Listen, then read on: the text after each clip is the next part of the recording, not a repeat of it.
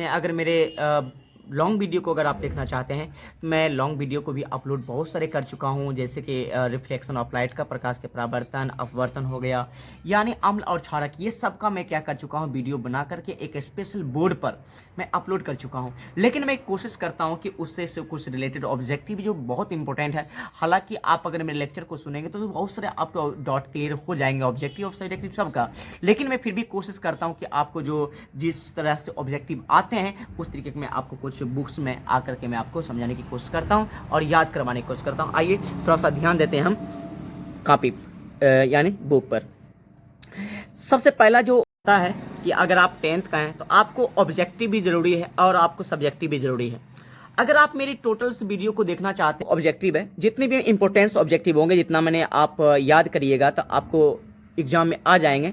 मैं वैसे ऑब्जेक्टिव पर मैं बार बार जैसे कि आप देखिए जो मोस्ट इंपॉर्टेंट ऑब्जेक्टिव है, लेकिन आपको अम्ल और क्षार के बारे में तो सिंपल सा बातें आपको पता ही होगा कि अम्ल क्या होता है और क्षार क्या होता है।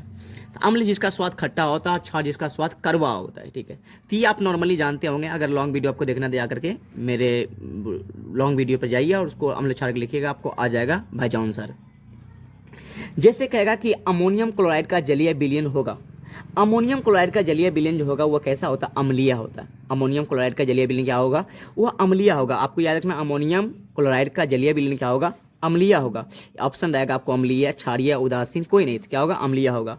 कहेगा जल में घुलनशील भस्म कहलाते हैं। जल में घुलनशील भस्म कहलाते हैं, तो आपको याद रखना वो क्या होगा? क्षार होगा। क्या होगा? क्षार। आपको ऑब्जेक्टिव रहेंगे आम्ल, क्षार, लवण, कोई नहीं, तो क्या होगा इसका ऑब्जेक्टिव आंसर? क्षार। अब देखिए मिल्क ऑफ मैग्नीशिया का पीएच मान क्या होता है? Milk of magnesia, milk of magnesia होता ना, याद स्टूडेंट याद रखना, वो क्या होता है? क्षारीय होता है। और जिस विलयन का मान जो विलयन क्षारीय होता है ना, उसका पीएच मान 7 से अधिक होता है। तो क्या होगा? आप देख लीजिए, यहाँ 4 है तो अम्लीय हो जाएगा, क्योंकि जो 7 से कम होता है वो अम्लीय होता है। तो 4 हो गया, 3 हो गया, यानी 7 से कम जितना भी होगा सब अम्लीय होगा, 7 से दीजिए सब क्षारीय होगा। और 7 आपको पता है उदासीन ही होता है, ठीक है। और 10.5 क्या होता है? क्षारीय। आपको क्या याद रखना कि मिल्क ऑफ मैग्नीशिया का जो पीएच मान होगा वो क्या होगा? 10.5 ही होगा। आगे देखिए, आगे कहता कि सिल्वर आयोडाइड का रंग कैसा होता है? सिल्वर आयोडाइड का रंग जो होता है ना, याद रखना, वो सिल्वर आयोडाइड का रंग होता है पीला। सिल्वर का रंग कैसा होता है? पीला होता है, इसलिए सिल्वर आयोडाइड का रंग भी कैसा होगा? पीला होगा। अब देखिए लौंग तेल किस प्रकार का सूचक है? लौंग तेल याद रखना एक प्रकार का संश्लेषित सूचक है, यानी संश्लेषित सूचक उसे बोला जाता है, याद रखना, कि जो मानव निर्मित होता है, यानी मानव खुद उसका निर्माण करते हैं। ये प्राकृतिक है, संश्लेषित है, गंधीय है, कोई नहीं, तो आपको ऑप्शन नंबर बी है जो आपको चेक लगाना है, संश्लेषित। आगे याद रखिएगा, कहता कि किसका पीएच मान विलयन का सबसे अधिक अम्लीय होगा।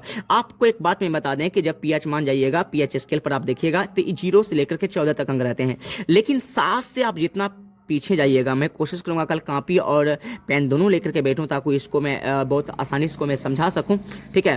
तो याद रखना कि जितना आप 7 से क्या आइएगा, जितना 7 से आप पीछे आइएगा, उतना पीएच मान उसका क्या हो जाएगा? घटता जाएगा, और वो अम्लीयता जो होगा उसकी अधिक का अधिक होता जाएगा। जैसे 0 सबसे अधिक हुआ, 1 उससे कम, 3 2 उससे कम, मतलब उससे अधिक, ठीक है, 4 उससे अधिक, 5 उससे अधिक, 6 उससे अधिक, 7 तो आपको पता होता है। लेकिन सबसे ज्यादा जो अम्लीय होगा वो 0 वाला होगा, ठीक है, ठीक है। और जितना पीएच मान बढ़ता जाएगा उतना उसका अम्लीयता वैल्यू भी क्या होता जाएगा? माने बढ़ता जाएगा। और जितना पीएच मान घटता जाएगा उसका अम्लीयता वैल्यू क्या हो जाएगा?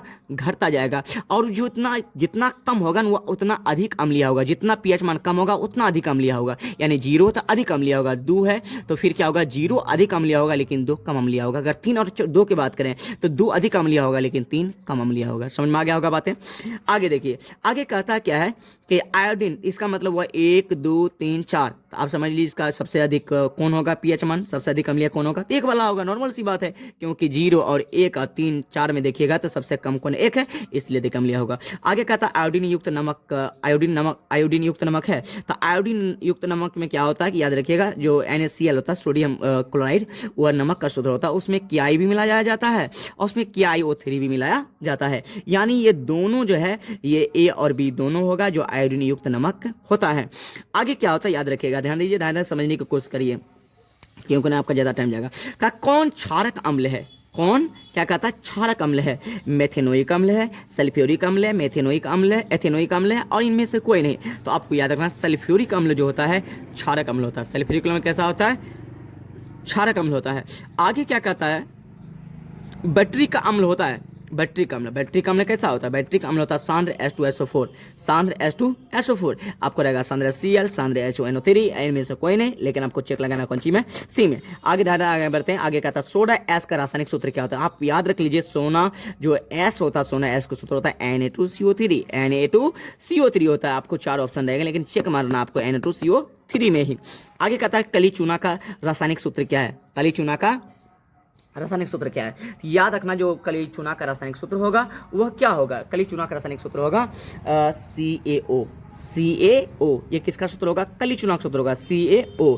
ये आप कभी कभी आपको ये भी पूछ सकता है कि बिना बूझा हुआ चूना, बिना बूझा हुआ चूना का सूत्र भी CaO ही होता है, कली चूना का सूत्र भी क्या होता है, CaO ही होता है। आगे क्या कहता है, कहता है कि दही में कौन सा अम्ल होता है। आप याद रखिएगा, दही में जो अम्ल होता है वो लैक्टिक अम्ल होता है, क्योंकि याद रखिएगा दूध में ही लैक्टिक अम्ल पाया जाता है और दही में भी लैक्टिक अम्ल ही पाया जाता है। ठीक है, आगे कहता है कि प्लास्टर ऑफ पेरिस का रासायनिक नाम क्या है। याद रखिएगा, प्लास्टर ऑफ पेरिस का रासायनिक नाम होता है calcium sulphate hemi hydrate, calcium sulphate hemi hydrate, calcium sulphate hemi hydrate. ये इसका फॉर्मूला था किसका, प्लास्टर ऑफ पेरिस का, प्लास्टर ऑफ पेरिस का।